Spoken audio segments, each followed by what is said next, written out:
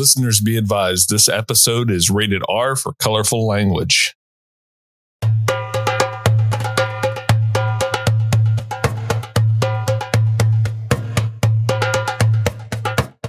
All right, everybody, welcome back to the Sporting Chance podcast. Be sure to check out sportingchancepod.com for all your flyest new Sporting Chance pod merch.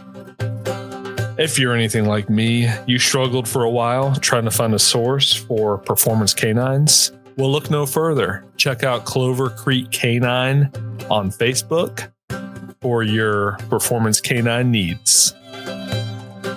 For your East Coast and micro hawking needs, hit up mountainstatefalconrysupply.com. If you want to be cool like me this hunting season and fly a parent-reared goshawk, there's virtually no other source but our boy Seth Roy. Go to northmountaingoshawks.com to put your deposit down on next year's hunting partner. And while you're at it, go ahead and put an order in with the king of tight, Richard Moats, maker of the tightest braided equipment at midnightfalconry.com.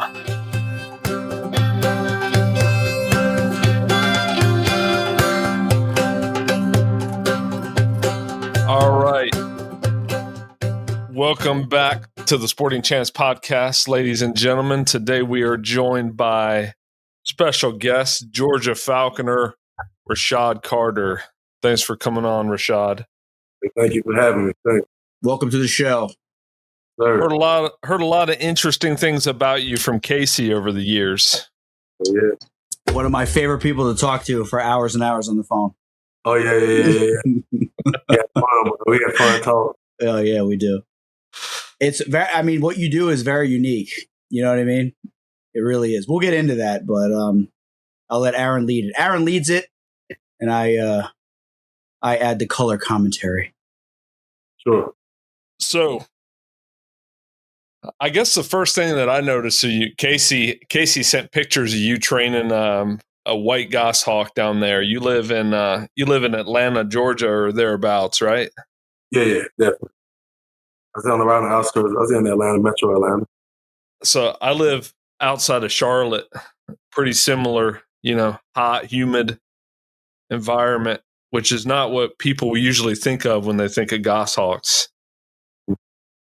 So what made you, what was there any kind of reluctance or hesitancy for you to get into goshawks living down there? No, it was really sort of for me. It was like you got to sort of with falconry. You really got to think like, what's the goal of it, right? The goal is really to come home with your bird, number one, every day. Then two, catch game, right? Get out of the field as much as two, catch game, right? So if that's the goal, I started with my red tail, and of course, my red tail is an amazing bird. I still have her. I still hunt with her. I mean, just amazing hunts with. I still wanted to see like, okay, well, I want to try something else different, like a sipper, right? So if I was to go from a sipper to star roll, I want to go something different, something that's just going to challenge me, something that's going to be different than like a red tail, something that's going to have a different temperament, different, flight, just something totally different. I had to figure out what was going to be best for me and what would be the best route. So to tie back into what I said, the goal is, like I said, the second thing is to catch as much game as possible, right? So the game in my area, you got to start with that one. Where do I stay? Where I stay is those hardwood, pines, oaks, trees like that. And what's my game? Gray squirrel. Main game is gray squirrel. High population of gray squirrel. Like I get a ton of squirrel around me. And rabbit. In South Georgia and in places in Georgia as well, and I'm pretty sure they have quail, bobwhite quail. So if I was to go and challenge myself with another bird, which bird would I go with? So I had to say, well, if I was to go with a sipiter and I'm trying to go for squirrel and rabbits, I can't go Cooper. So I mean, that wouldn't be the. I don't think. I'm not saying you can't, but I don't think that would be the route to go. So I wanted to go with something that was going to be able to catch and grab squirrels, but still be something different than the red tail. So when you think about I have a 100% Siberian Goshawk. And you really think about a goshawk, they're just as big as a red tail. She's bigger than my red tail. Who bred that bird? Mark Moglich. I got that from him. Phenomenal breeder. Shout out to Mark. Mark's a good guy. Give a shout out for Mark. We did good business, and I really enjoyed the bird. And she, he sent me a very healthy bird, and I still have her. And we hopefully had good success with her. But getting back to what I was saying was, I had to really think about the game that was in my area. That was the first thing I wanted to focus on. So gray squirrel and rabbit. So what would be if I wanted to go with a sipiter? If I want to go a sipiter and I want to go with something that's going to be a catch the game, I don't think from my choices that I would have would be Cooper's Hawk, right? And I don't know. I mean, how many people are trying to hunt squirrel with Cooper Hawks? And I'm pretty sure people probably have had success with it. I don't know, but I don't think that's the route that I wanted to go.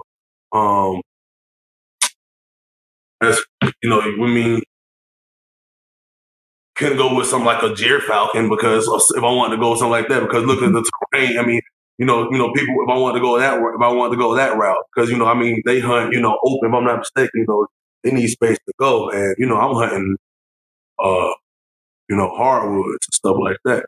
So I figured that the goshawk would be the best bird to catch game in my area for what I was going for. I mean, because I feel like they're big enough to handle squirrels, because where they're from originally, they dense forests. I believe they have the Eurasian red squirrel or something like that. But they have squirrel over there, so it's not like it's just, if you really think about it in a sense, isn't it like that? You just transferring, that species of squirrel to our species of squirrel. I'm pretty sure it's very similar.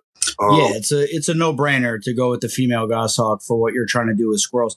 It's just the only thing that's interesting is that the humidity. I mean, you live in Atlanta. Like, what's that like? Like, how are you, even with just like, forget about the goshawk, like, how are you making that work with a red tail? Like, how's that working?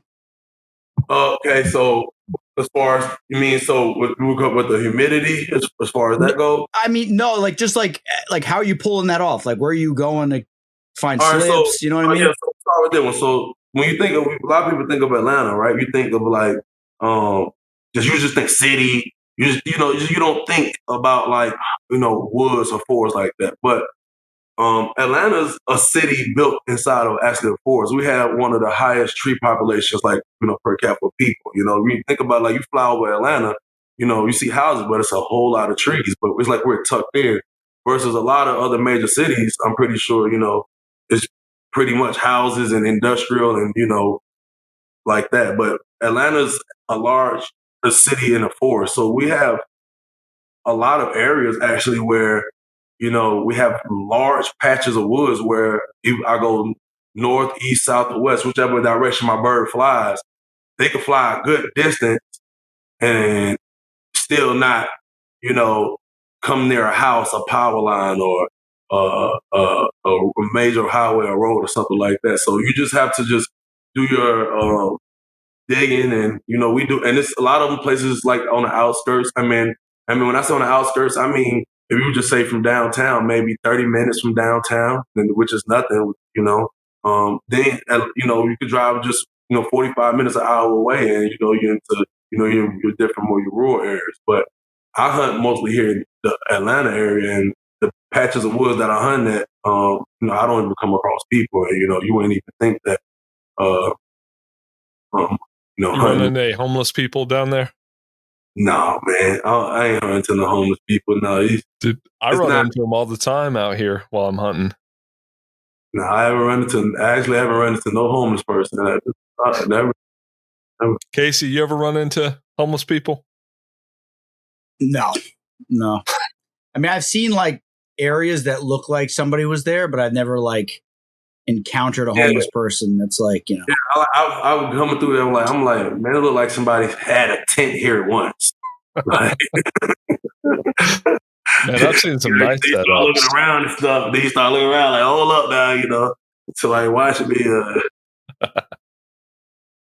Yeah, I found like a little camp one time. Actually, it's in a spot that's there's a bear den right next to it, and there's a Chinese restaurant, and the bear goes there every single night. That's why you don't have homeless people. Yeah, and like the little tent setup is there. And actually, I like it looked so fresh that I actually said hello. I did like the mountain man thing. I was like, "Hello, the camp." And then I went in and and I actually lifted up the blanket because I'm gonna find a dead person with this blanket, and crackhead pop out. Yeah! And I lifted it up, and it was just like abandoned. I mean, that's like the closest I ever got to. I don't deal with homeless people where I live. The cops would beat them if they were. I think the bears would eat them up there. For sure, yeah, definitely. The homeless people rap where I'm from. They what? They rap. They rap good too. They rap. They just start. They rap. You just music. Just go to homeless. I swear. You really see. You think it's a gang? Like ha ha. Go YouTube homeless people rapping in Atlanta, and they can rap. So Aaron's homeless people are asking for money so they could buy crack, and then your homeless people are just spitting bars, like trying to get a they're trying to get a record deal. Rapping their way up out of homeless, man. Do you remember that back in the day there was these tapes you could order called bum fights? Bro, there was bum fights, and then there was one like where they would be like, "I'll give you $10 if you do a backflip off of that building," and then they would just like, "I'll do it," and they would just climb up there and just like, remember that video? That video is viral. That guy, he does the backflip from the top of like a 2-story building and lands on the ground and then stands up and he's like, "Oh," he's like, "Where's my money?" And then they give him the money. You never saw that? That was mega viral back in the day. Crazy. I was just thinking you could pay people to rap battle down there in Atlanta. Homeless people, $10 for a rap battle. Dude, I always said out in California, because it's like an infestation of homeless people. I always just said, and I said this on the show a million times. Just give them all like $5 or like $1 or like a dime bag or whatever, and just say beat brush for me for like an hour. You have an army of homeless people just beating brush for you. It's a no brainer. No. Let me put you up on game, man. See, the homeless people in Atlanta ain't like that. You can't come to them with no $5, $10. The homeless people here are rich, okay? No, you can't come to them with no $5. Nothing to offer them, huh? No. You better come with $100 or better. They'll look at you like you broke. A homeless person, you'll give a homeless person $50, they'll throw it back at you. They'll call you broke. Well, they're living in a tent and they're starting negotiating with you about like what you're going to pay them. That's funny. Yeah, you're like, yo, $50? That's it? Oh, you broke here. They hand it back to you like you need help. So, how long do you still have your red tail? How long have you had that red tail? 5 years. 5 years. I bet that thing's got it figured out at this point, doesn't it? Yeah, definitely. So she's always been an amazing bird, man.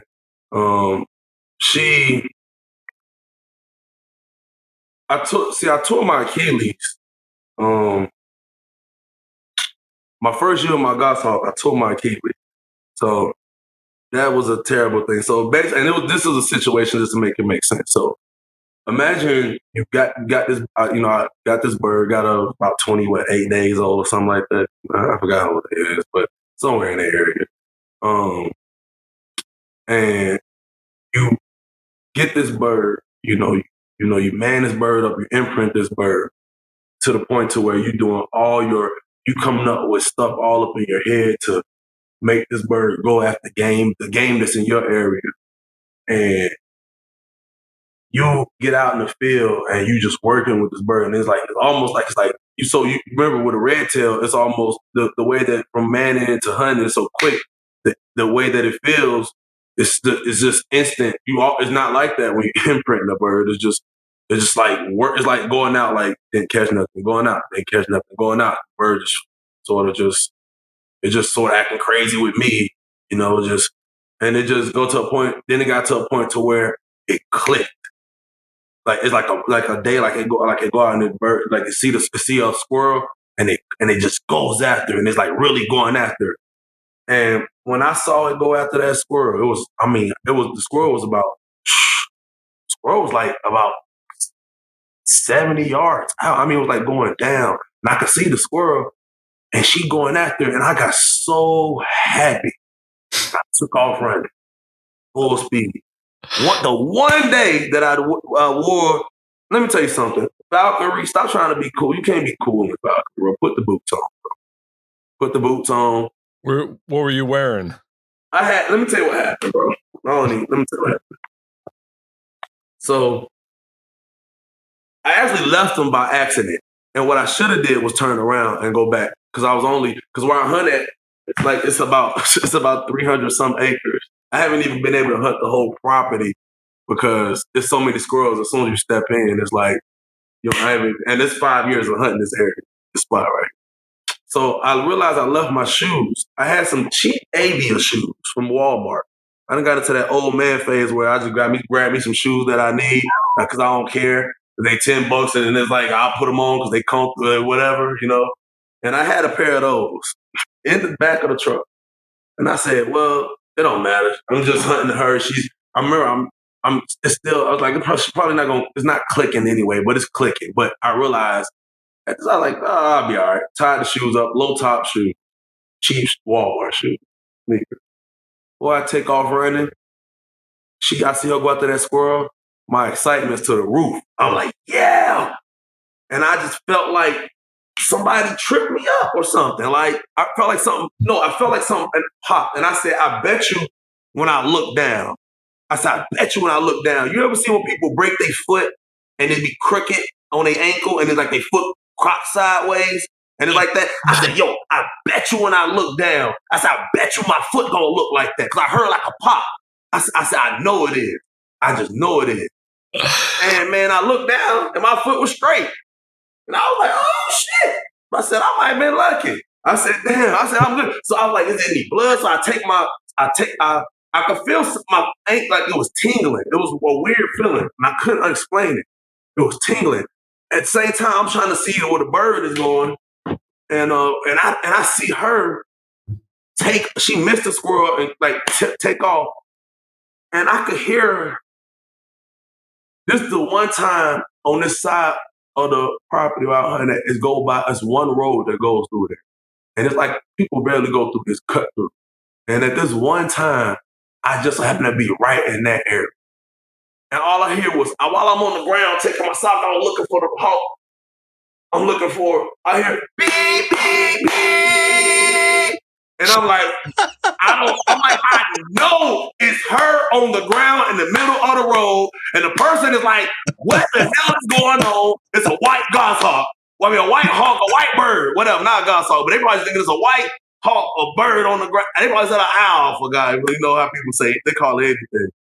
And I said, Lord. So I just pulled my lure out. And I tried, no, that's not what happened.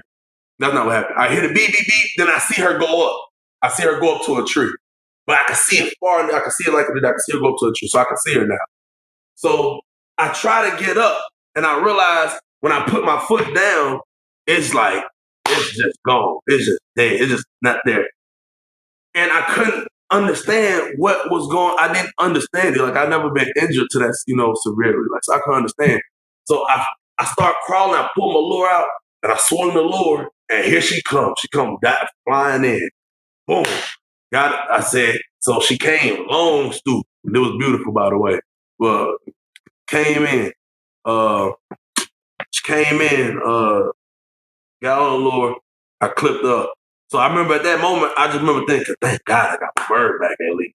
Like, But then I realized, like, my car is way far that way. Like, there's no way I can make it way back to my car.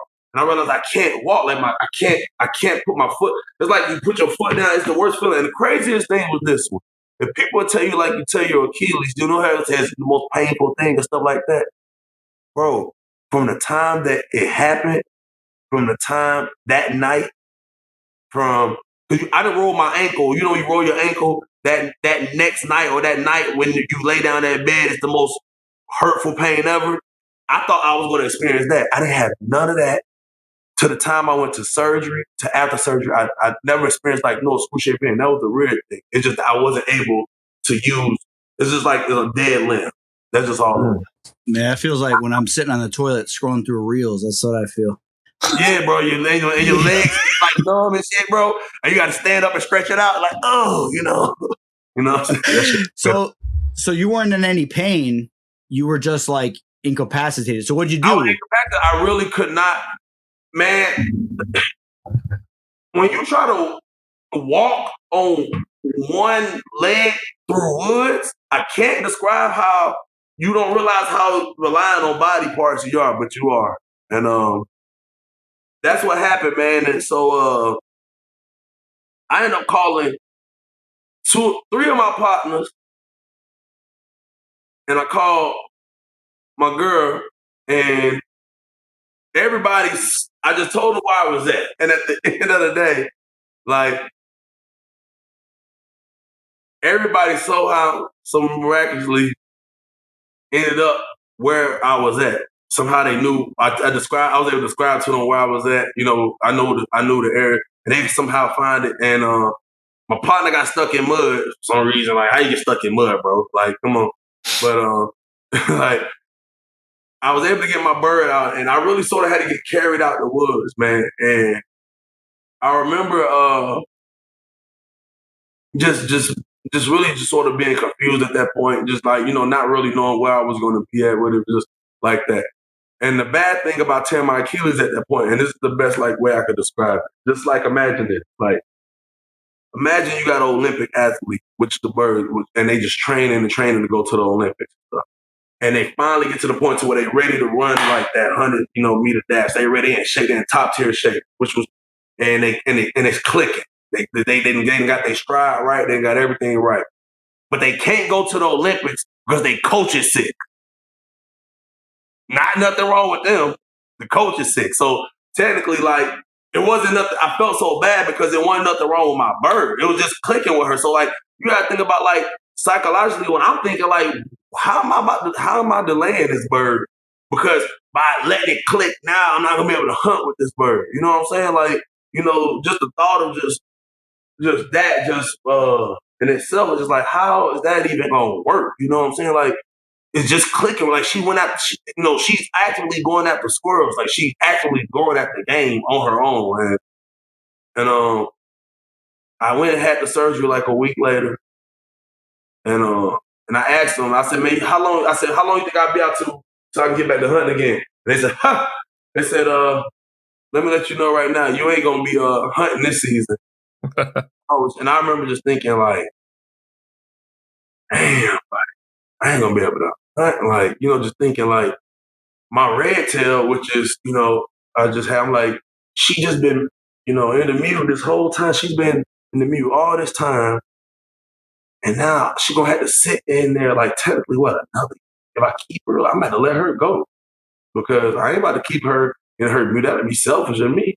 But just keep her, like, let her go. Like, then my God's like, I don't even know how this is gonna work. And I'm just, you know, really stressed out, man. But let me tell you what I did, boy. You got me messed up, boy. I went on Amazon, boy. Cause listen, I went to at the place where they do the surgery when you go down there, and when they try to give you a boot, and the boot they try to give you like $500. But I said, the girl was like, well, I went on Amazon, they had the same boot about $40. But I ordered, listen to me, I ordered 5 of them. 5 of them. Why? Why'd you order 5 of them? Because listen to me. So check this out. What kind of boots you hunting, Aaron? What you hunting? What kind of shoes you hunting? Danners. What they look like on the outside? They look cool, man. I mean, for mud, like you get mud on them, how the mud and water go with them? You mean, are they waterproof? Yeah, you know, yeah. Check me out. Like, you step in some mud, you can walk off and go spray them off. Right. You can do that, right? Of course, yeah. Can't do that with no boot, boy. That's a good point, actually. Yeah. That boot gonna soak all. That boot gonna, when you see, I remember we hunting in the woods, bro. It's raining times, it's mud. You step in that mud, remember the boot. If you think about the boot when people, you know that little boot that people wrap around their knee, their leg, and it be the whole, got a little special heel on it. You know what I'm saying? We know the boot. You know the boot. So I'm saying that boot absorbs all of that mud, all of that stuff you're in the woods with. So what you gonna do? Throw it in the wash machine? Like it can't. It won't even come. It won't even strap. You know, the straps like a Velcro strap. It won't strap.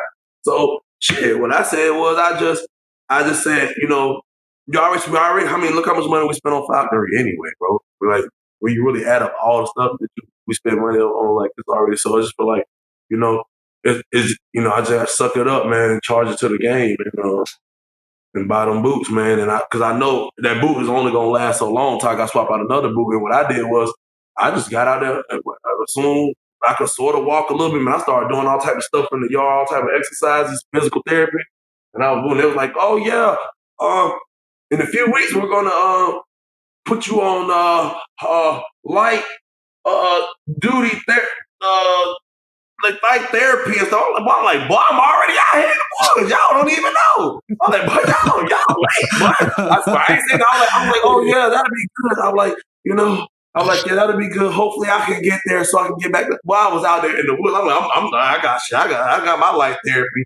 They're like, oh, dude, I remember your videos, man. You were posting the videos. I remember you texted me or you called me about your leg, and I'm like, and I was trying not to be negative, and I'm like that's literally the worst time, you know, in the bird's development to have an injury like that, like right when you're out there in the field, and you put so much work into that bird. Like I remember you posting videos. You had the nest bowl in your left hand, and you had a beating stick in your right hand. And this bird's just a downy in the nest, and she's just hanging out, looking around, and you're out there beating pretend brush with the stick, like trying to get her used to it. Like you were all in, like 100%. Yeah. And then like you're like, I just tore my Achilles, and I'm like, oh my God. Like in my head, I didn't want to be negative, but I was like, dude, that's that's the worst time of the bird's development to be completely out of the game. But then I saw like a month later, you were out in the field with the boot on, limping around the woods, pulling vines. I'm like, yo, this guy, I'm like, oh, I love this guy. That's what it's all about, man. Like you didn't wait. You just got the boot on, you strapped it tight, and you got back out there, you know? And a lot of times you'll step in, like imagine me moving and you go into a hole. Like that's when it'd be like a shooting pain go, man. I just sucked it up, bro. Like, but I just listened, man. I couldn't bear, bro. Like I couldn't bear. Like, just do you know how bad I would have felt just not just keeping my bird, just in that mute all that time, and then not. You'd be surprised, man. Some people they wouldn't really care. They'd be like, "Oh yeah, my leg hurts. So I guess I just don't fly my birds anymore." You know? If you want me to be honest with you, man, I felt like when I was going out hunting, I felt like that made me heal fast. I felt like that was another form of physical therapy, to be honest with you. But everybody say different. They made it say, they said don't do too much. You're going to stretch it too much. Maybe I stretched it too much. Or maybe I'll pay for it in the future. But I can't worry about that. I got to hunt now. Was it a full tear or was it like a partial tear? Full tear, bro. Oh my God. Full tear. Like my whole is like it split. When they showed it to me, it was like just completely just ruptured. And it's like the Achilles is taut, right? So when it snaps, it like retracts up the leg.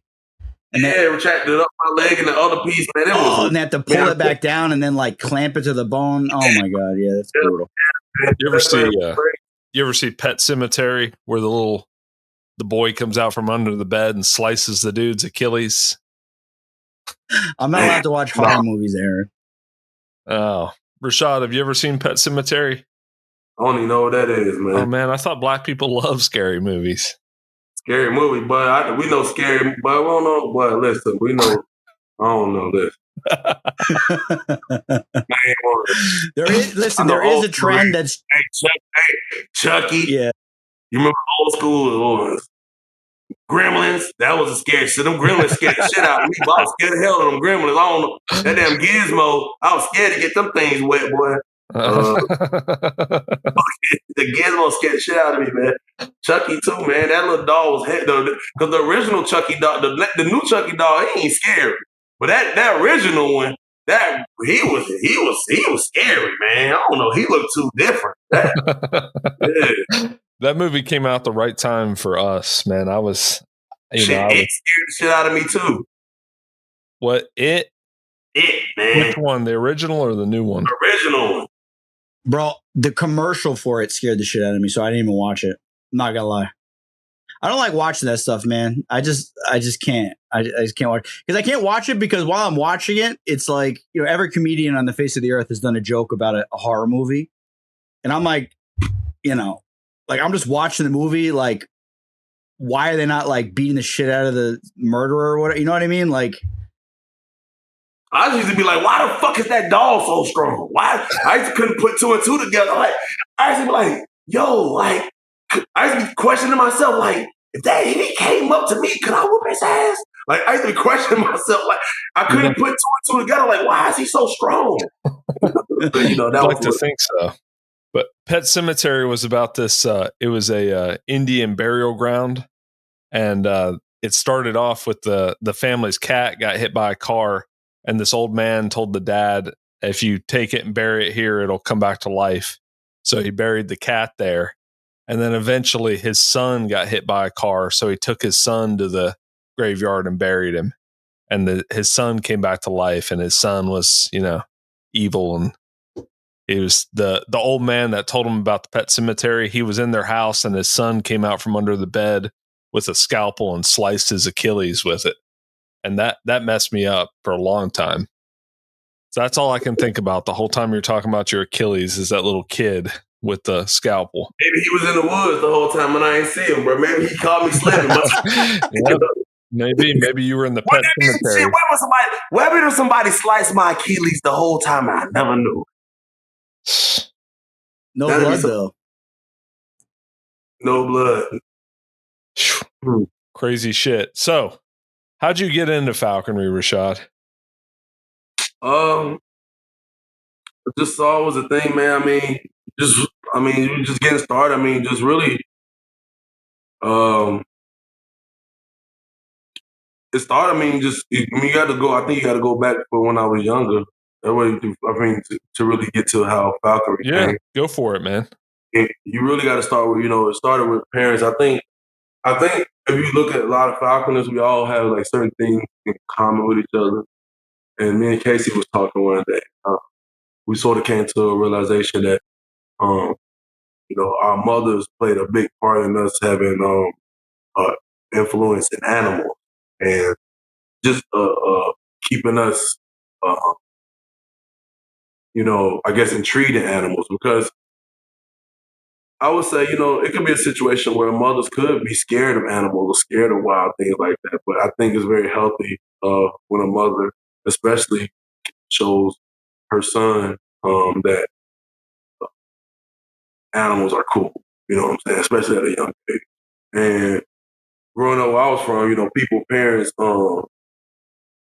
especially a mom that let them really keep, a whole bunch of animals in the house. Like the dog, when I was growing up, the dog really slept outside, where I grew up. So just seeing, just my mom allowed me to have animals. So, she let me have, I had, turtles was really my first recognition. I had a lot of turtles, box turtles, painted turtles. I would find kids, all the kids in the neighborhood knew me as like a kid that loved animals and wasn't scared to pick them up and stuff. So, and she allowed me to keep them at Fire Belly.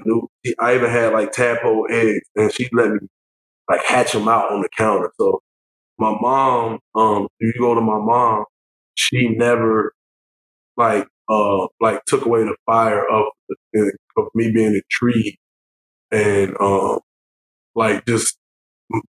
took away like my spirit of animals, because even though she liked animals to a certain extent, it wasn't heavily. She didn't push that off on me. She let me be myself, and she let me be like a kid who really liked animals and things like that. And with my dad, he just passed June 3rd this year. Sorry to hear that, man. Thank you. My parents got divorced when I was young, but before they got divorced, I remember he would take us to the creek, and we would just be in the creeks with the water and with the dogs and stuff like that. And as well, my family, when they talk about him, they always say like growing up, he was taking cats, and they would say he had one time took duck eggs and tried to incubate them, and one time he found a raccoon and cut the tail off and sewed it on his jacket. Like my dad was a different type of dude, man. He was from Gary, Indiana. You know what I'm saying? So he wasn't from like country or nothing like that. So it wasn't like my dad was like this dude that grew up in the country, like was nothing like that. But he was from Gary, Indiana, but he still had those things about him. And I think even though in an early age, I think he exposed me to that. And I think even when my parents got divorced, when I wasn't with him, I was with my mother mainly. I think it just continued with her by allowing me to have all those different things in those animals. So, and then as well too, just to add on to that, I also think I don't have children, but I think like I think DNA and genes, genetics is real. Man. I believe in that your children have a lot of traits that you have, even if it's just from a psychological standpoint, to some degree. And I think whatever intrigued him. And, everybody said, oh, he always had animals, from a young age, and he like that. And, I never, really knew that so much. I found it out after the fact. And then to see that I'm the same way, it had to have some form of some connection in the way that we think or thought pattern through my father, from a DNA standpoint. And then, so you fast forward that to going into an adult. I still always had the thrill of animals and birds and things like that, because remember, it was never taken away from me. And I think that's another thing too that's very important, like, not taking away things from a child when their, brain is developing, and just explorative. Just like, I think just let a child explore, especially when it comes to nature and, natural things. I think that's very, very, very important. I think we're losing that, but I think it's very important. But I think by my mom and, my dad exposing me to that, my mom allowed me to do that, I think that it just manifested into me being an adult. And once you're an adult and you have your own, space, and you have your own money, and you have your own decision making, you're still that same person who loves animals. So just now you can do what you want to do.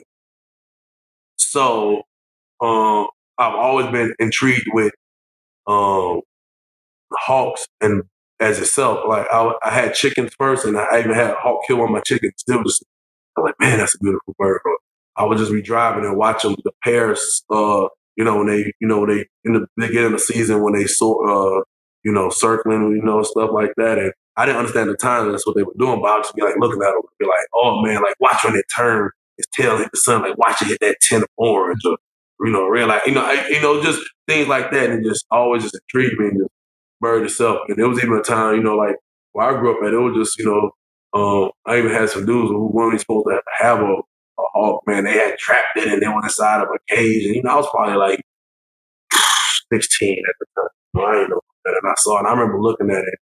Man, damn, that's cool. And, now looking back when I was thinking, like, damn, I wish I knew better now to open that cage and just let it out. You know what I'm saying? But, was in there going crazy in the cage? no, it wasn't actually. It was in there. It was calm. It was, that's the craziest thing. It was in there. It was calm. And it was just, I don't know, man. That was just so weird. And, Makes you wonder how many people out there right now have a illegal hawk in a cage. Yeah, that they're not supposed to do. You know what I'm saying? And I only saw that one time, but it's still something that I do remember. And I, like I said, at the time, I don't think I had decision making skills to realize that it was necessarily wrong. So see all types of stuff. You know what I'm saying? So, but like I said, getting back into adult, just finding out, like just chasing hawks. I remember one time I was watching a hawk hunt, and it was going through the yard, and I realized like I had to jump my neighbor fence, go over their fence, and jump my other neighbor fence, because the squirrel was going to the yard, and I'm chasing it. And then like I ended up finding out, like, hold up, man, they got something called falconry. Like, hold up, this a real thing? Like I can actually do it with the bird. And I looked into it and figured out what how it was. I was like, I'm about to do this, and I went and took a class and just studied on it, and just studied. I remember me and my brother. He took the test with me. Yes, shout out Ali. and he went and took the test with me, man. I remember we would study for the test. I remember I went there and when we took the test, it was about me, him, and about like 4 other people in the room. I remember we went in there and we was out for like under like 10 minutes, like 8 minutes. Like he finished like in like 5 minutes. And I was about like 3 minutes behind him. And I remember that we came out and they was looking at us like, what? Like, and I just remember just studying it so hard. I remember by the time I got to the test, it was like, oh, what it is? Okay. I get it. And I was in there for about an hour and a half, probably. You still didn't I didn't pass the first time. Listen, I think I went on overdrive with studying. I had a good like study pack, and I was just like, I went on like overdrive with just like studying like on some obsessed like quizzing myself like 5, 6, 7 hours out of the day, just looking up, Googling like falconry quiz and just everything and just coming up with stuff and, asking my brother, like I was asking him, I was just like, yo, I'm gonna ask you random stuff, asking, and we asked each other back and we just did it. We just kept doing it. I think we just did it so much. And then while we took the test, I think it just was a thing where it was just like, it was just a repetition thing because I think that, we was just like an overdrive, like, and that overdrive was just really, I think, got us through that. But after the test, so much, doing everything I need to do, hearing the sponsor, getting the mule together, went and trapped my red tail and had excellent success. So I think, that was how I really got into falconry because it was always a passion of me for animals itself. And, hawks, I was fascinated about it. And then once I realized, falcon was more than just being a thing of fascinated with hawks. There was a sport called falcon. And once I realized that was a thing, it's just like, not probably, like you two, once you guys found out that was a real thing, it was no stop. And I'm pretty sure every other falconer, once they found out it was a thing, like, hold up, like, this is what it is. It was a no-brainer for us. And that's, I think, one thing that tied a lot of us. That's why I think all falconers are alike in one way. Even though we are different in some ways, we are alike in some ways because we all have some moments that we share that I could say that's alike. And I would think that would be something that most falconers would say. Like, once I figured out it was a thing, it was like no looking back. That's something I love about falconry is it could be the most different dude in the world that you've got nothing in common with at all. But you're both falconers, so you can enjoy each other's company and, have a good time. You don't even have to be flying a bird. You can just hang out talking falconry. Yeah. And that's, that's definitely, you meet some good falconers, man. That's what it is. Yeah, falconry is like Rashad. We talked about this the other day. It's like fighting and boxing, right? And even soccer, you could say, right? Mm-hmm. It crosses over cultures, languages, doesn't matter. If you have a passion for fighting or like soccer or falconry, like there's a culture somewhere out there in the world that practices it and does it, and you can have something in common with them. You know what I mean? It's crazy. Like we could probably show up in Pakistan and, we got nothing in common with them, but we get up with a group of falconers out there and they would hopefully, not cut our heads off. Well, they would chop my head off for sure, but Aaron could just like pretend that he's like, yeah. Oh no, I'm good. I'm good everywhere I go. We good, man. I'm about to go see we about to go eat. That's what we about to go. With the name Rashad, you might be Muslim. Who knows? Well, hey, I'm in the door. See, a cheat code. Yeah, Casey Everett is getting his head chopped off. And then they look just at kidding, me and Pakistani. Like, oh, you're gonna be Kasim now. Kasim. And Aaron, you're gonna be Ali. Dude, one of my boys is Pakistani, and he tells me I'd be all right. He goes, "You just keep." Man, you good, man. You good. He said, in "You this just world, keep your mouth shut, and you'll be fine. Nobody will know any man, different." you good in this world, man. You protected, man. You shit. You protected, man. You might have more trouble right here on home turf sometimes. Shit, that Stepping onto the wrong property, boy, before you have a problem over there, boy. that Boy, what you on my property for, bro? living in the South, it's a real thing, man. Nah, Yeah. yeah. But it's good though, man. I would say that I would have people. People nice, man. Especially when I'm gonna be honest with you, man. It's like you would think a lot of things, like, but that bird changed everything. But when you walk, you can be on somebody's property, but you say, well, "What you doing on my property?" Or something like that. You say, "Well, I'm trying to get my hawk." And when they say hawk, and they look up, they can't. That's a processing moment for them. They can't. They forgot all about their property. That went out the window. But now, from my experiences so far, like I didn't. I had one experience where it was like, I was on their property. This season, and they was really the guy. He seemed to be really, irate. But then he realized that we actually had permission to hunt there, and he calmed down after that. But it ended up working out, man. He apologized. Yeah, You never know what you're running into. Yeah, down south, man, I would be like, I'm all, I talk a big game about like trespassing and joking around, up north, but like down south, you see that purple blaze down there? I would be nervous.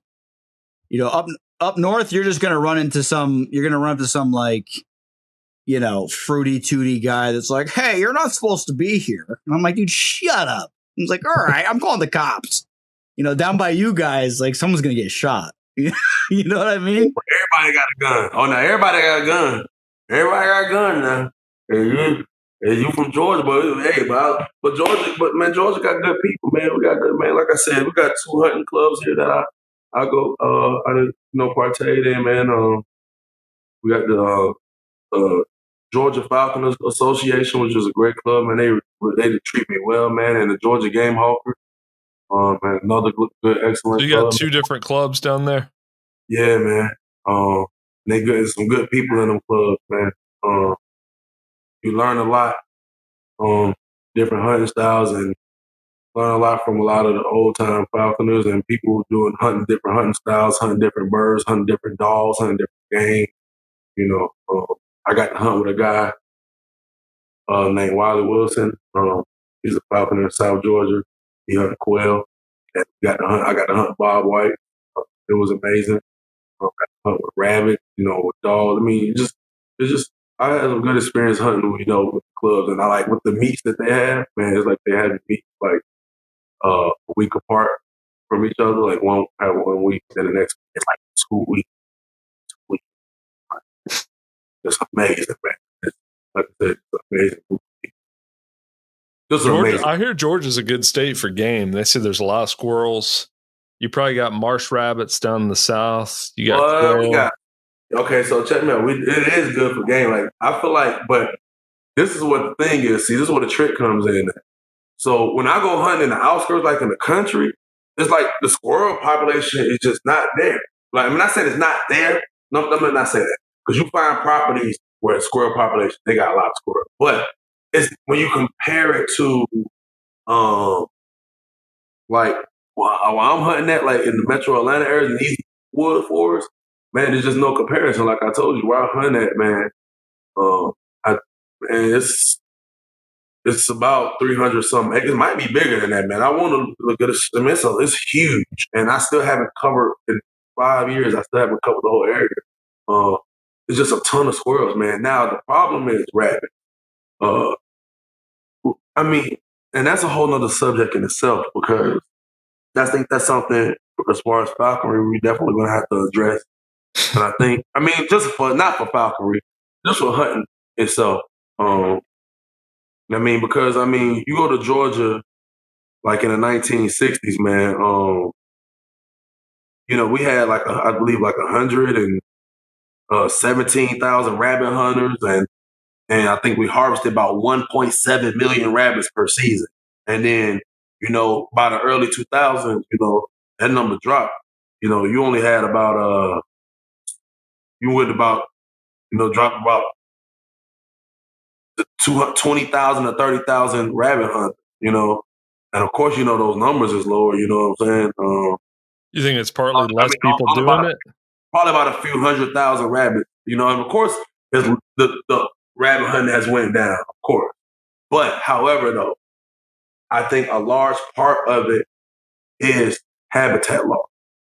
It's habitat loss. That's the problem. You have habitat loss. Something's going to have to be done because you can't.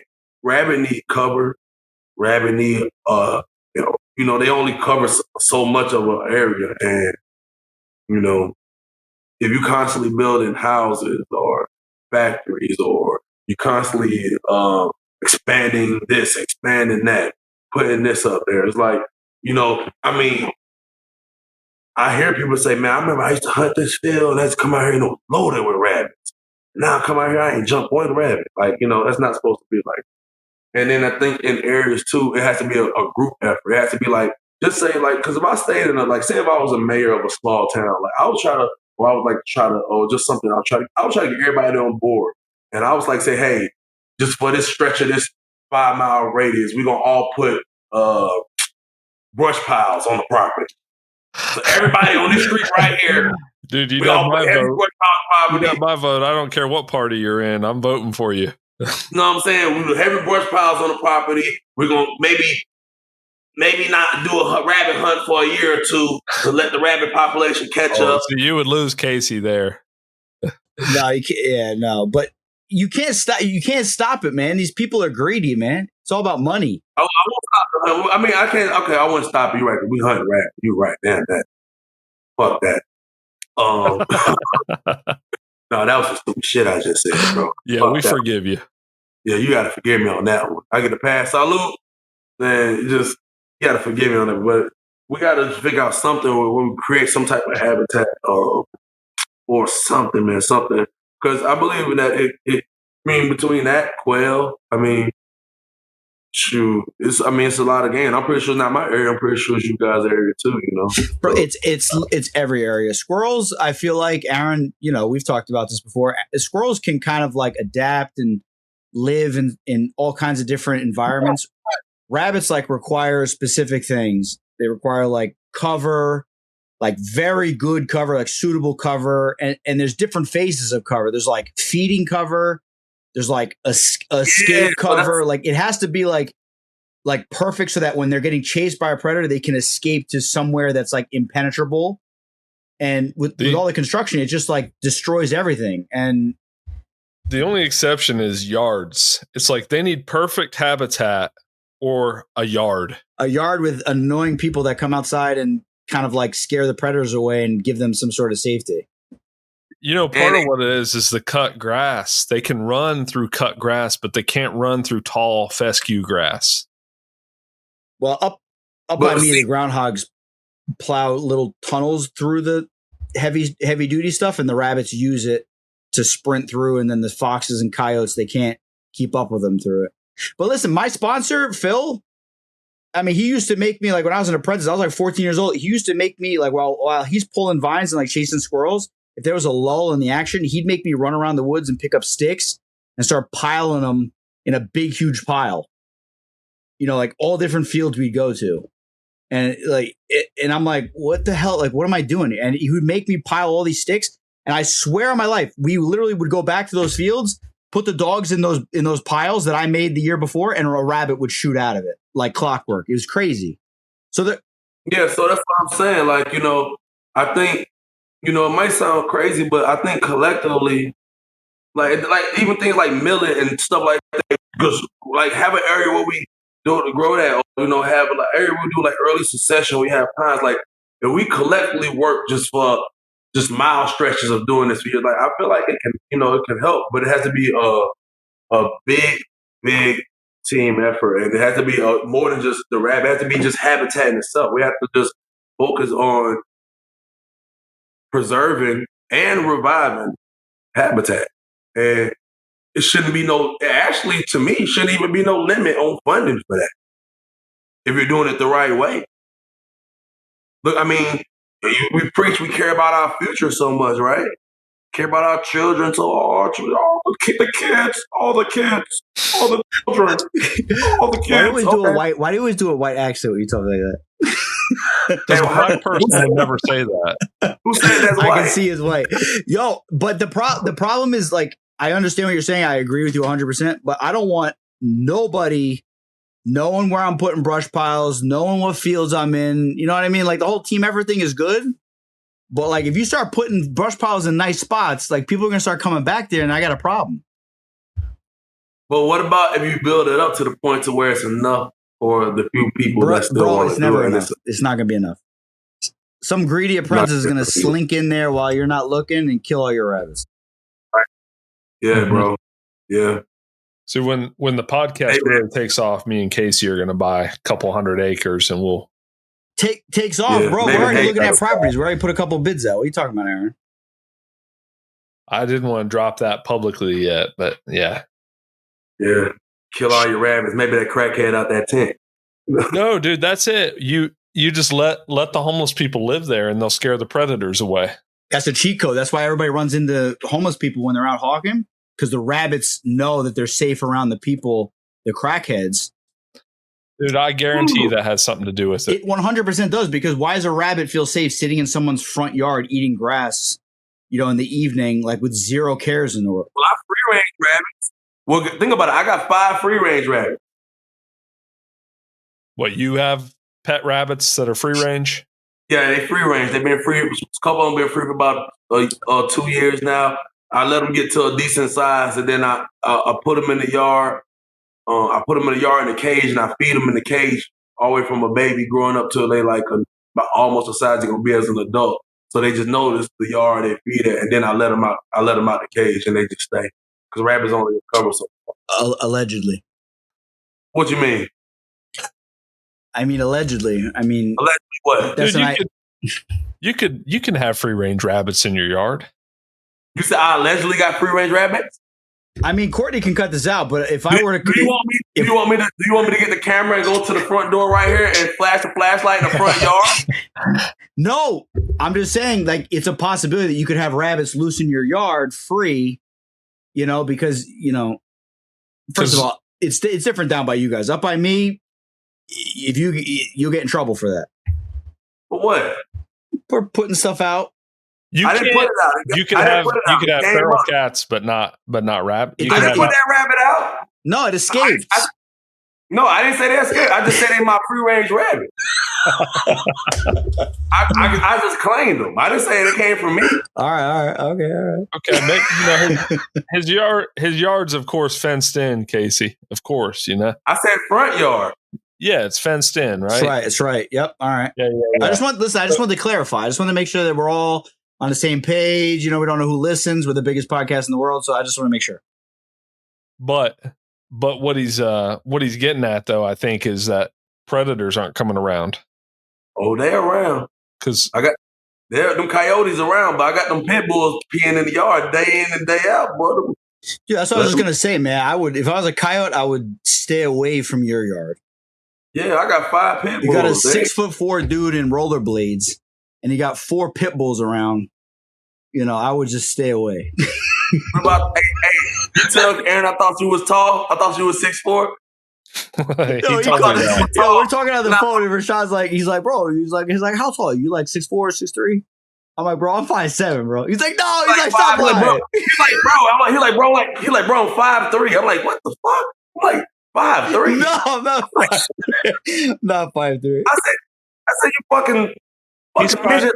He's 5'3" when he's barefoot. Fucking Brock Lesnar midget. Bro, I don't know why. Like, I do not know why. Because another person said something like, they made a comment that made it seem like I was tall. I'm like 5'7", bro. I'm like super short. Bro, I really thought you was tall. Like I said, it's the goshawk. Like, I guess it's the goshawk make goshawks make people look good. If you're holding a goshawk, it's the tail. You know how the tail hang down off your wrists and stuff? It's long. It just gives the illusion that you have long limbs, That's hilarious. And then me and Aaron went to up north to pull goshawks and look for goshawk nests this year. And when we were going to take a picture because we found two two moose sheds, and like the way the earth was there because of freezing and thawing and freezing, there was like big mounds like of dirt, and then it was like valleys in between. And I made Aaron stand all the way down the valley, and I stood on the top, and we were the same height. It was so funny. I was also like 3 feet back. It made me look like I was like the same size. Aaron's tall as hell. Aaron's like a damn orangutan, bro. His arms, his hands literally go all the way to his knees. It's ridiculous. Yeah, it's pretty attractive. The ladies go wild for it. So, Rashad, did you ever get into any other type of hunting, or was it just falconry that got you? Just falconry, man. Listen, the county I stay in, you can't even hunt with a gun. Okay. Really? No, listen. I stay in the city. You can shoot each other, though, right? No, see, that's your problem right there. You think you hear Atlanta, y'all automatically thinking we shooting each other. See, where you stay at? Charlotte? Outside of Charlotte. No, he makes sure he say outside. Look, he don't want you. He don't look. He look outside of Charlotte. I don't stay in the inner city. Like, no, man. Listen, anything can pop off anywhere at any time. Casey's outside of New York. Yeah, Casey. I'm outside of New York, dude. See? Damn, so you can't hunt with a gun in that county. What is it? You can carry a gun. Our gun laws is very. I love it. You can carry a gun. Check yourself. We're in the South. Dude, that actually works pretty well for falconry for you. You can hunt. That's awesome. When I hear with them deer hunters, I can't prove it. This is what I hear. I don't know. So maybe deer hunters have to tell me. This is what I hear. I be all around a lot of falcon. I got a lot of falconer buddies that do hunting, and I hear when deer hunters get bored, they be shooting them squirrels. I don't know how true that is. Oh, they do. Dude, you're sitting in a tree stand all day, and you don't see a single thing except an annoying squirrel all day going up and down in a tree in front of you, squeaking at you, screaming at you, and you got a bow or a gun in your hand, and you're like, all right, man, I want to shoot something. But you can bow hunt. So you can bow hunt. You can bow hunt in the counties that I stay in, my surrounding counties. You can bow hunt. You just can't hunt with a gun. So this is the thing, though. In my area, people don't hunt. So a lot of these bucks are huge. They bed down in the power line alleyways. They just bed down there for years and years at a time. It's huge. All right. Where I hunt at, I remember where I hunt at in the woods that I hunt at, that property I tell you about that's up the street from my house. When I'm hunting with my birds, the deer right there, they ain't scared of me. They're right there. But you can bow hunt. So some of the biggest record deer caught in Georgia come from the metro Atlanta area because we have some of the biggest deer. And you get some bow hunters that come up here and get some deer. So see, that's a secret I just told you. Because once again, you got some people or some hunters who done caught on and they just don't see it. See, look, you hear Atlanta, what you think? Rap, Coca-Cola, braids. I think it's twerking, to be perfectly honest. Jermaine Dupri, Ludacris. Yeah, see what I'm saying? See, it's so much more. Atlanta's a very diverse city, man. There's so much in it. Like I said, it's a city in a forest. And if you really in falconry in itself, you have to think outside the box if you want to be successful. And you need when you come think of Atlanta and hunting in the metro Atlanta, think about a little bit outside the box because with the hunting. It actually provides us with some of the best game, with that being the same. It's like, you look at it like, you go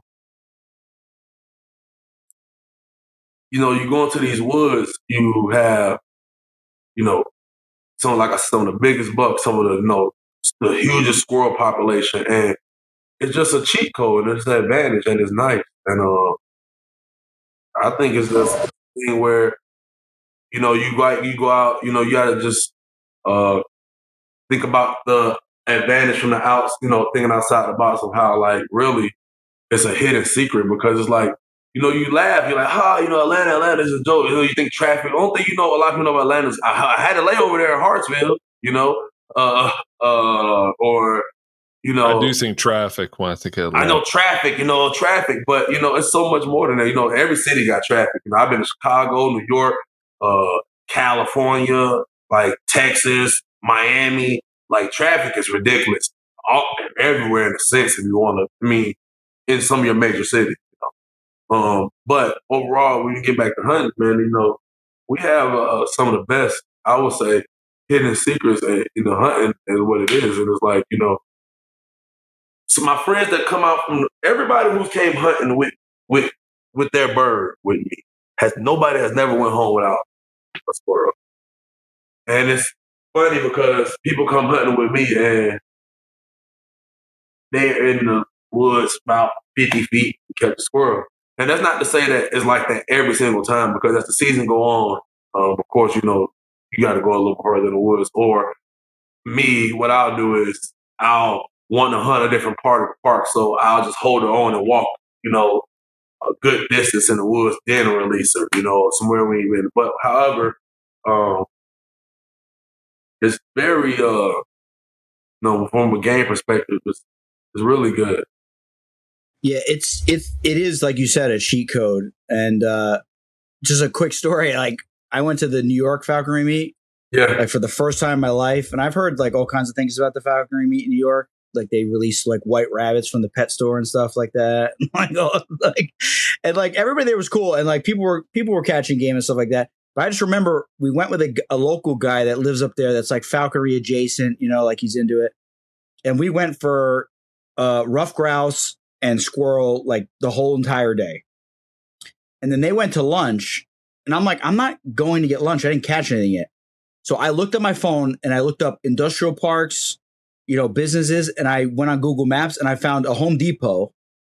And I literally just pulled in the parking lot of the Home Depot in the middle of nowhere in upstate New York, went behind the Home Depot and caught a squirrel in like 10 minutes. Yeah.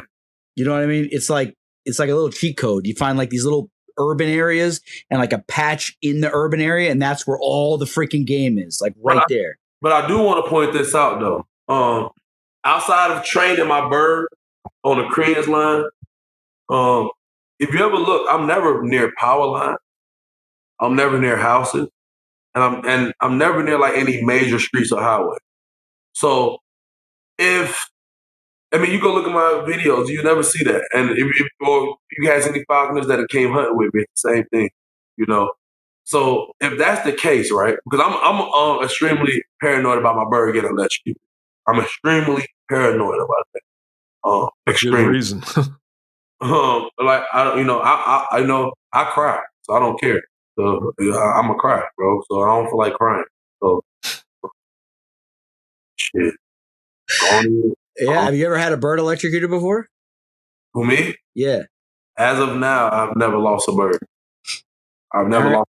Aaron lost a bird to electrocution, and I lost a really freaking good Siberian Goshawk to electrocution. Yeah, so it sucks, man. Yeah, and you're right, man. It's funny because like you never had that loss, and you are paranoid about it, which is interesting.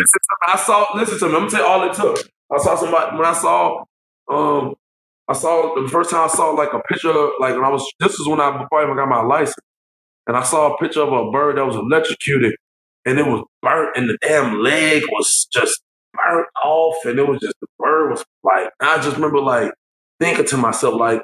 Y'all remember, like, you understand, like, I rub my bird. You ever see I rub my bird like a dog. Both of them, like, I rub them all over, like, rub their back, because I remember one time seeing, like, over in, like, the Middle East, and I believe it was, like, some type of falcon or something they hunt with, but they rub their birds hard, like, they stroke them hard. And I said, when I get my bird, I'm gonna rub my bird hard. I'm gonna stroke it. I'm gonna rub it like that. I remember, all the falconers around like, Pause. Not like Pause. Pause. But I said I'm gonna rub my bird like they do over there. So when I first got my bird, I rubbed it really hard. From the day one, I just made sure that I went overkill with touching the bird, to where I wanted the bird to be like, okay, he just touched me. At this point, he just touching I don't care if it's the back of my head. He's just touching me. So when I went around, people touching me like, oh, well, you got a good bird. And it's just, all birds is like that, which may be the case. But then I had a friend who got his first bird. I said, hey, man, this is what I'm going to tell you to do. I said, oh, this is somebody, and this is what I learned too. This is another thing. I believe it, even if you don't like certain falconer, and this is not maybe every single body, but I believe in almost like 97%, you can learn something from every falconer. That's true. And I don't care what it is, even if they're a weirdo, if they I don't care what it is. Like, even if they don't catch game, like, you still can learn something. And it's like, I remember I went on a trip to Mexico. This is before I was even a falconer, like 10 years ago. I met this dude, and he was just like a tourist guy, but he really wasn't a tourist guy, but he helped with tourist guy, but he spoke, he was in that village area that I went, because when I go to Mexico, I go to the hood, bro. I'm not going to I go to the resort, I stay at the resort, but I'm going to the hood, bro. We got to get the good food, we got to have a good time, bro. Good time is at the hood in Mexico. They is not going to bother you, they don't care about kidnapping, bro. You ain't that. So I'll go to the hood in Mexico, have a good time, bro, and I meet this guy. He's just one of the coolest, laid-back dudes, and he ended up just hanging with me for the day, bro, just translating for me, not asking for nothing or nothing, bro. I ended up being Facebook friends with him, and we was Facebook friends about a good, at this point, like a good 5 years. So I get in the falconry and I post a picture of him. He's like, hey, I'm a falconer?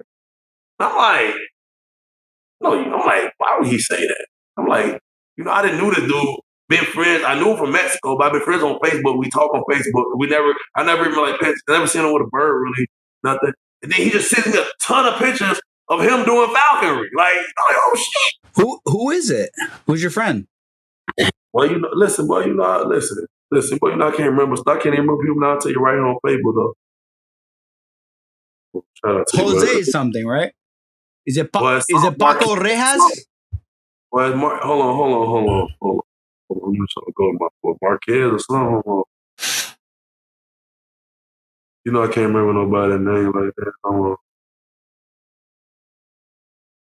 Omar. There you go. Omar Contreras. That's his name. Let me see if I know him. Omar E. Contreras. Bro, falconry in Mexico is some of the highest level falconry there is in the world. I swear on my life. They're so good over there. Yeah, I mean, and he's cool, and like I said, this man was. And remember, it made it even better because imagine meeting somebody there, and they just like just a beautiful person, and they treat you and everybody you with. We treat us all well, show us around, make sure we good, make sure we get home, make sure things is good, man. And then he found out they're a falconer too, so that was really cool. Long story short, I spoke with him, and he said for the first 3 days, don't take the bird off your fish. He was like, you take a shower, use the restroom, keep the bird on you. So I listened to him. I didn't take the bird off my fish, and I rubbed it for the first 3 days. So long story short, I told a friend to do the same thing, who became a falconer. My hunting buddy, named Kevin Pittman, excellent hunter, Skag Man. That's his Instagram. He's Skag Man. Skag Man. Rashad, so to your point earlier about, in the city having more game, I absolutely agree with that. Casey's already said he agrees with that because there's Teddy, Casey, I think I told you this. Teddy was telling me that moving to Delaware from North Jersey, she said there's way less game there. And that's usually how it is when you go out on these just big natural farms. You really need that human activity to encourage a lot of the prey species to be there. Yeah, the natural predator prey interaction just goes on, the way it's normally does. And I think in like these urban areas, it's kind of like there's like a secondary, piece of the equation that pushes out the predators because the predators are not as likely to be around people, and it gives the prey like a little advantage. It's interesting. I think yeah, no, because coyotes are still heavy where I'm at though still. So still a heavy coyote. See, man, you eating chicken wings? Hold on, damn. No, fuck that. For those of you out there listening, Casey's sitting here with his mic. Well, it's not muted anymore. Casey's sitting there eating chicken wings. Mute that mic. Bro, we had Rashad come on. I'm like, I told my wife, I said, baby, you gotta make some chicken wings tonight. Oh my God. I'm like, Rashad's my boy. You know, he'd appreciate it. All right, mute that mic. You smacked into it. Good God.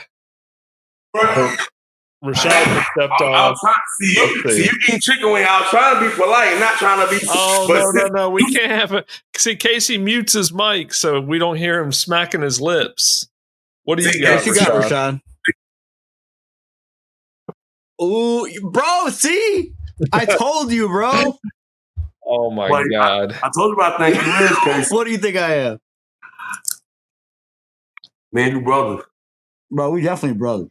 We're both, we both are eating chicken wings at the same time, and we didn't even talk about it. Bro, I'm trying to tell you, I told you falconers are alike. 100%. What's the odds we both had chicken wings ready at the same time at the podcast? The odds are pretty slim, to be honest with you. Toast, bro. Toast chicken wing. Toast, bro. Toast. All right. So, Rashad, what's next for you? You got the goshawk. You've had the same red tail. You got any other aspirations in falconry? All right. I'm looking ahead to honing my skills really with the goshawk. Mm-hmm. Seeing how she's adapting from originally from the Siberian forest of Georgia. I just think that I just want to just take advantage because this is what I think. Because the goshawk, the forest that they hunt in, it sound funny, but here's the actual twist about it. Once again, curve you out. They hunt in really dense forests over in that area. A lot of cover, a lot of area for game to even prey to escape. But here, our trees are more spaced out, and we have more open ground. So I feel like with a goshawk speed, it's actually an advantage for the bird to be able to catch a lot of game, because when a squirrel bells, it's a lot of times it's open ground and not so much cover, like where it's originally from. And now that speed can play in that bird's advantage with the landscape that we're hunting. So I'm looking into honing really in the skills of the bird, what it actually presents naturally, and adapting it to the area that I'm hunting in to catch more game. I'm really proud that I'm really proud of, and I want to, maybe look into this, but I caught a squirrel, and there was not any regular squirrel with her. I caught something called, if you Google it, Google Sherman's spot squirrel. I don't think you should just Google, not just spot squirrel, Google Sherman's spot squirrel. And that squirrel is, could be a 1 to 3 pound squirrel. Huge. Okay? Most birds won't even go after this squirrel. And, they're only in certain areas of the country, if I'm not mistaken. And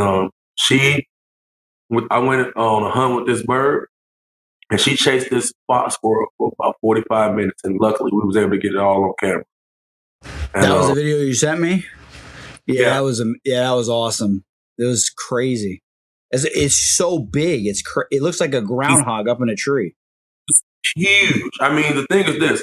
When we went to go hunt with this bird, my apprentice, shout out to Russell Cantrell. He's an amazing falconer as well. He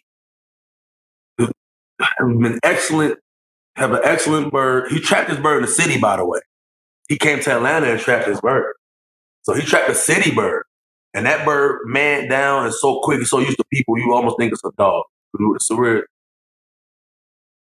So I have mixed opinions, and Aaron, we've gone back and forth on this in the conversation. Like, I've had city birds that are like completely desensitized to people, and as soon as you trap them and as soon as you start manning them, they do not calm down. And they're just the most skittish bird. And then I've had others that calm down really well. So it's kind of like you know what I mean? Like, I don't know if like an urban bird calms down the way you think it would. It's like hit or miss, basically. Like I don't have an opinion on it, like that I could narrow down. Right, Aaron? We talked about this the other day. Yeah, it's kind of weird.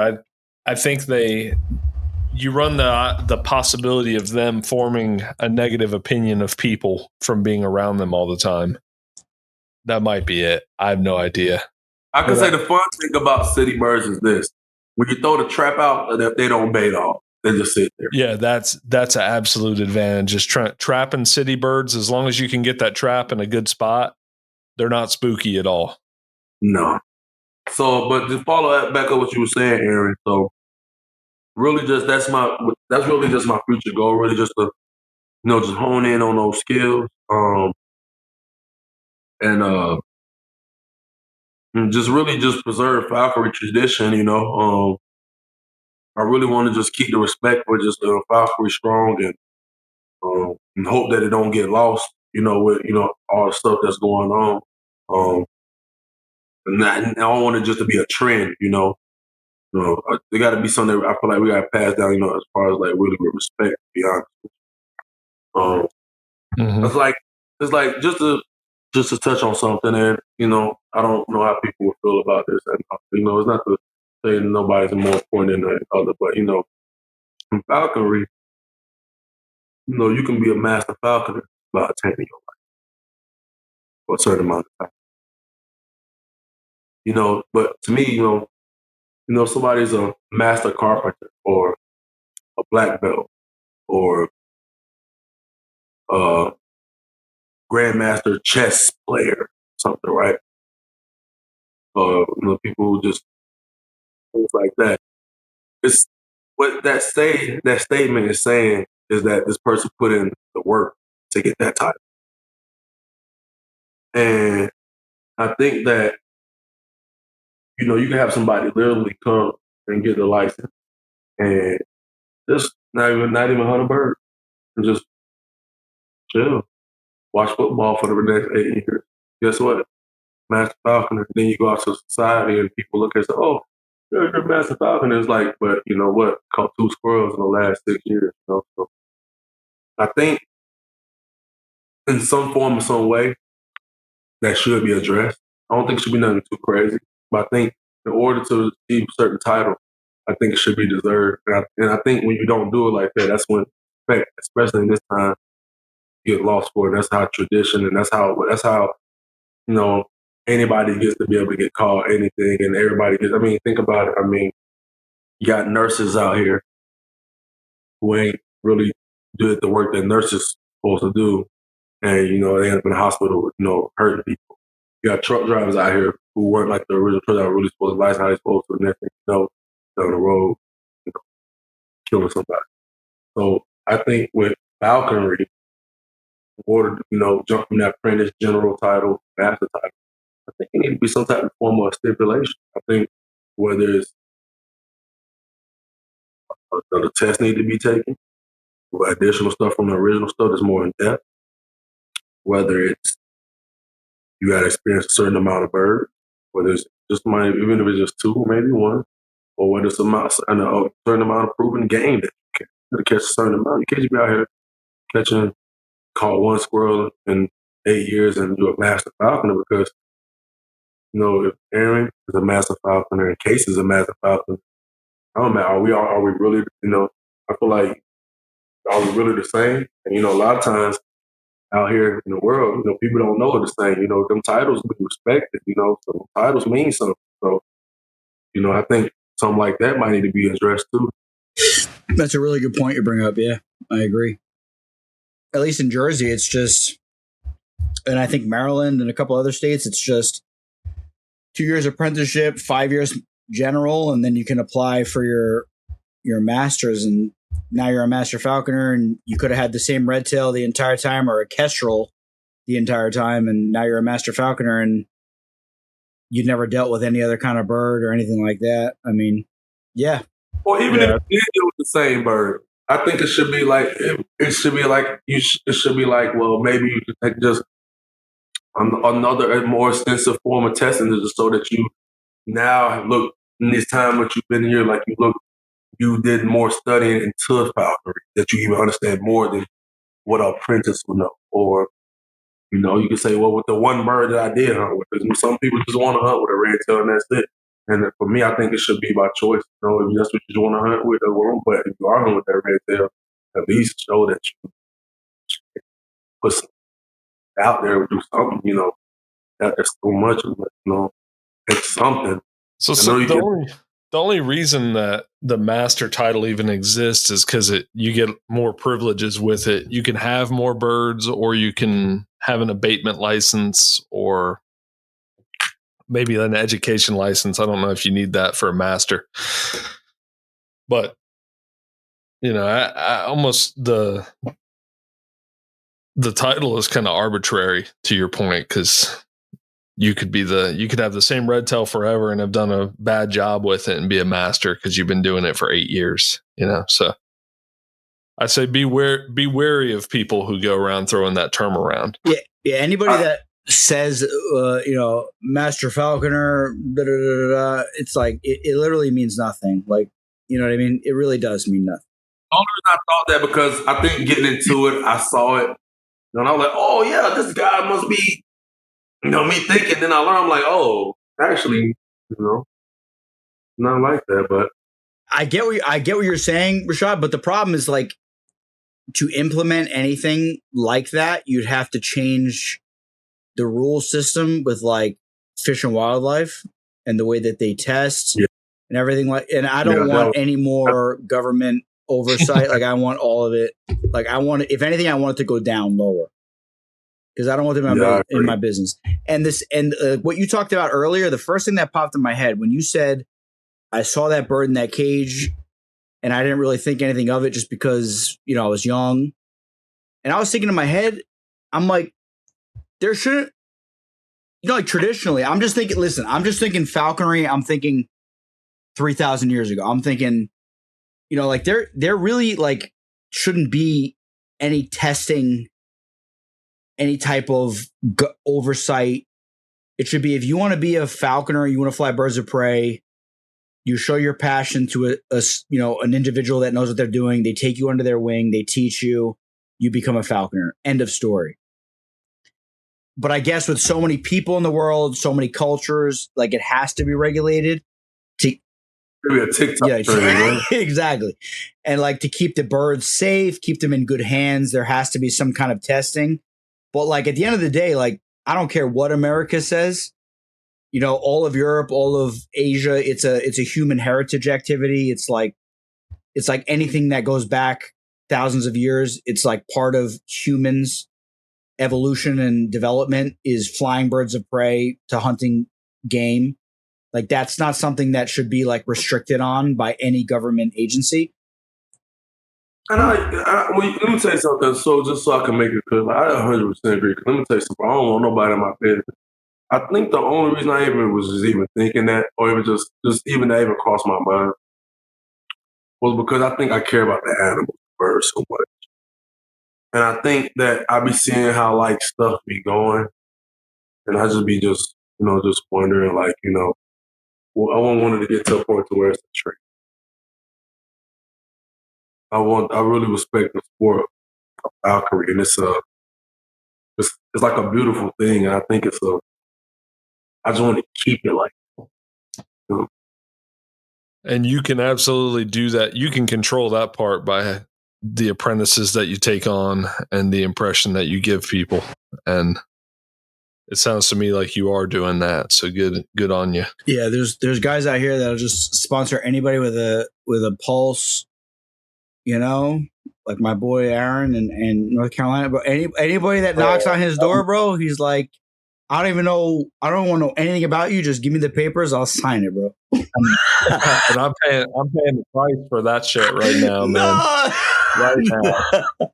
Yeah, I mean, it is crazy. Like, you know what I mean? And I don't know how many apprentices or pre-apprentices that listen to our show. I mean, we're the biggest falconry podcast in the world, so probably a bunch. But if somebody, like, do your due diligence on who's going to sponsor you. Like, find out that they know what they're talking about. Find out how many birds they've flown, how many head they take each year before you want them signing your papers, because you know what I mean? You're going to only be as good.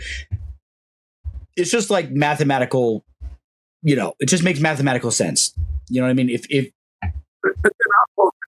I think I approach it also from another perspective, because for me, right, I don't want to have a relationship. You might be like, oh, well, you're looking at it too deep, but this is me. I have my own choice. I don't want to have a relationship with you and it's just about birds because to me that's weird.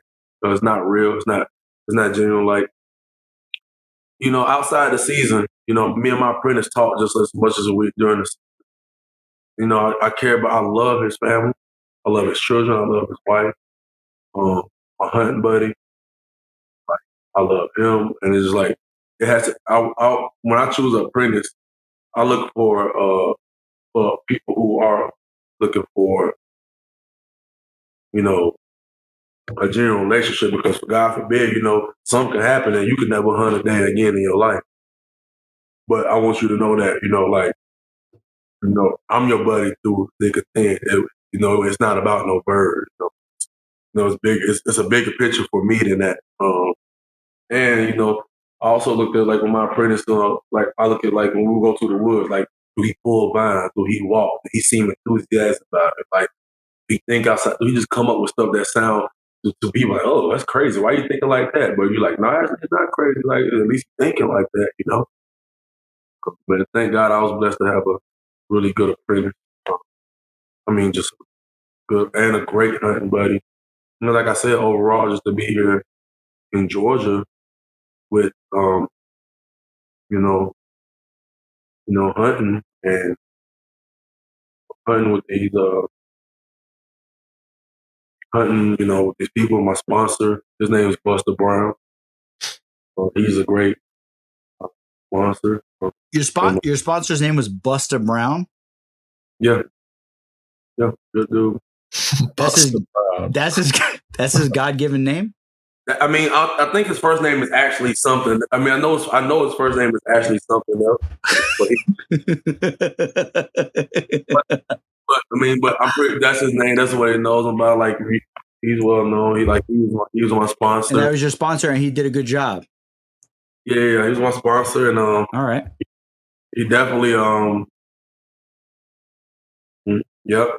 Shout out to Kevin Pittman because he's my hunting buddy, and he's a guy that really having a good hunting buddy too can really shape your falconry journey because a good hunting buddy, man, it could turn a bad hunt to a good hunt. And having Kevin Pittman was there, Russell there, and even the guy hunting with Wiley Wilson down there, and like I said, all these different people that I hunted with, all the people who allowed me to even out on it. Because remember, I've hunted all over Georgia. And the people just allow me just to hunt on their properties. And I have so many properties I've been able to go to hunt. And I'm just thankful for all of it. And thankful, like I said, for the clubs. And it's a thing where I would never just, it's one of the best decisions I ever made in my life to join is to just do falconry.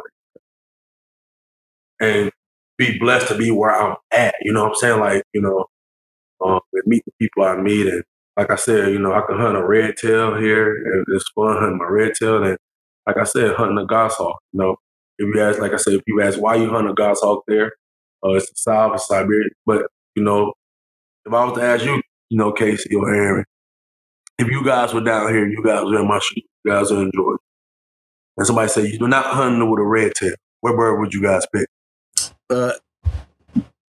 Goshawk 100%. So it's just I had no it's just another choice. So I'm just thankful for just all of that, and I'm really just looking forward to really it's case in point that it can be done, because if you can fly a Siberian goshawk in Atlanta, Georgia, you can fly a Siberian goshawk anywhere. So yeah.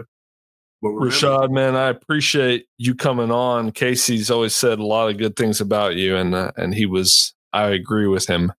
I left this out too. I left this part out too. I just shouted out everybody, right?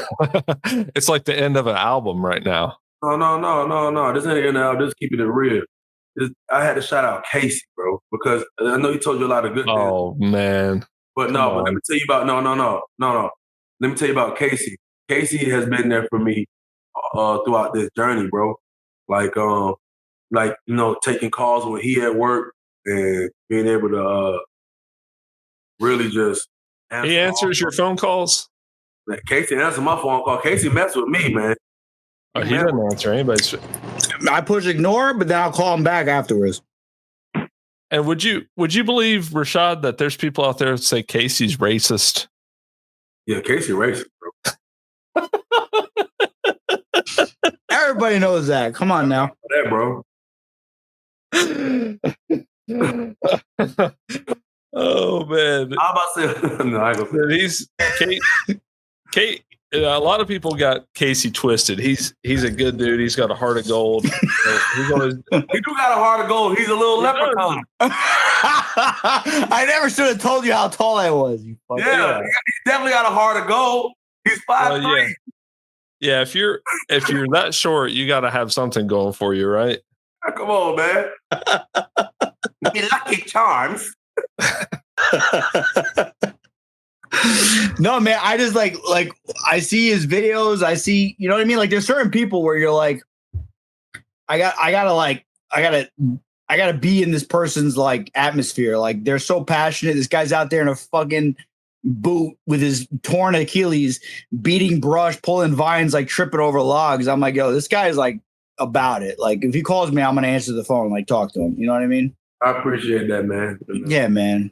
Oh, I really do, because like I said, with my Goshawk, just to keep it clear, I haven't had high numbers, but I have had good things. Like I said, to catch that fox squirrel just in itself just is amazing. I just wondered also, shit, am I the first person to catch a Sherman fox squirrel with a Goshawk? You know, I want to look into that. Well, you might be. Might be, but if so, I'm just thankful for everybody and everything. Thank you. 100%, bro. Dude, thank you for coming on. We really appreciate it. And it's just Aaron's always mad at me because I keep going and going and going, but it's like Aaron gotta go to Aaron getting sleepy. Look. It's past Aaron's bedtime. It's just like, you know, like you're only as good as the people you surround yourself with in everything, in business, in life, in whatever it is that you're doing. If you're flying birds, if you're around a bunch of pet keepers, like you can't expect yourself to be like, you know, crushing it in the field, you know, progressing with the birds that you're flying. You're just gonna become the, you know, like my mom used to say, you're gonna become the common denominator of the people that you're around. Right. You know what I mean? If you're on a bunch of hardcore guys that are taking it seriously, like it's gonna rub off on you, and you're gonna start changing the way you do things. And I could see that in you, Rashad, so much.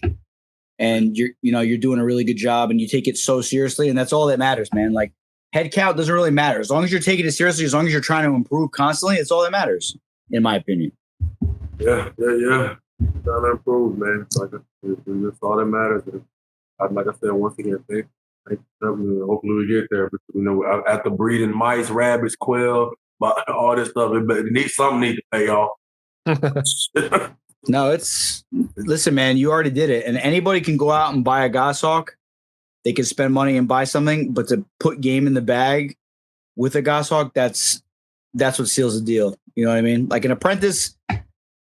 My sponsor, Phil, told me all the time, I send them videos of my bird coming to the glove, coming to the lure.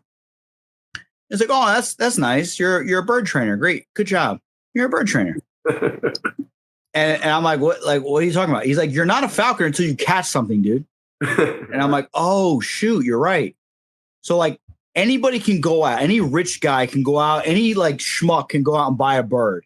Right. But to train that bird, push through it, go out with a freaking nest bowl and beat brush with a pretend stick, and like try to just like the level of effort you put into that bird, and then to seal the deal and catch something with it. That's what, like, boom, you did it. You're now, you're a goshawker now, and now you got to grow and get better and whatever. You know what I mean? It's a never ending process. A lot of work. Bro, all of us, man. I got a bird outside that's just freaking pushing my patience, man. We all got work to do. There's always something to improve on. I would say this. I'm definitely looking forward to learning. I'm planning on trying to go to this NAFA meet and go to as many meets as I can and then meet up and just go hunt with me, because I'm definitely looking to learn. I need to learn more because there's never so much to learn, and I'm definitely looking forward to learning to become a better, falconer. You got to come to the regional North Carolina meet, NAFA regional meet. It'll be about 3 or 4 hours from you. And that's what date? That's Martin Luther King weekend. Can't make it. We already talked about it. Yeah, next year maybe, but this year, I'm going. I got a meet that's really important that's the same weekend that I already promised I'll be at. Now, all right. Rashad doesn't do anything on Martin Luther King weekend. Everybody knows that. Yeah, you know, he celebrates. How dare you, Aaron? You're the racist. You're the racist. No, it's the ones who are seemingly nice that you got to worry about. His the second club in Georgia, they had their meet on the same weekend as North Carolina, which sucks. Yeah, with it's the Southeast Regional meet, so that would include Georgia. Man, they really should have thought about that. But anyway, those Georgia people, they're dumb as a box of rocks. Hey, watch them out. All right, Rashad, we appreciate it, man. Rashad, where can people find you if they want to follow you and follow your journey and everything like that? Okay, cool, man. Cause I just started really because my social media sucks. I hate posting. It's just I more enjoy the sport. But RC falconry was my Instagram. RC falconry, okay. Yeah, RC falconry. That's then the next one, I think my TikTok. That's how you know I don't be into the stuff that much. I just be into hunting, man. My TikTok, Rashad's Wildlife Safari. And I just talk about my animals and stuff, and I'm gonna start integrating my, posting videos with my falconry thing. Like I said, I'm trying to learn to get more into the TikTok and the posting and stuff. And I was posting on my page journey on Instagram, and my thing is I got a page which I just gave you. I dedicated just to hunting, but my other page that I have that shows all my journey from, if you go into my, where you can see my stories of where I started with my goshawk and all that stuff. That actual Instagram is Rashad H. Carter. So that's RASHAD H and CARTER. So that was the page that I originally had that I was posting, where you could see where you saw me, where you said, you saw me beating the brush with her. And I made the story, I put Venus. So that was showing my journey with the goshawk. And I got another story with falconry, just showing my little thing. But I made another page just to dedicate it just to try to more focus on falconry and just what it is, the first overall page. That's the RC falconry page, which I will be posting just from now on, posting more of my falconry content to that. Good stuff, man. Good stuff. Go follow him. Give him a follow. He's as passionate as it gets. That's why he's on the show. And he's a good friend of mine, so give him a follow. All right, thank you. Y'all have a good one. Good, man.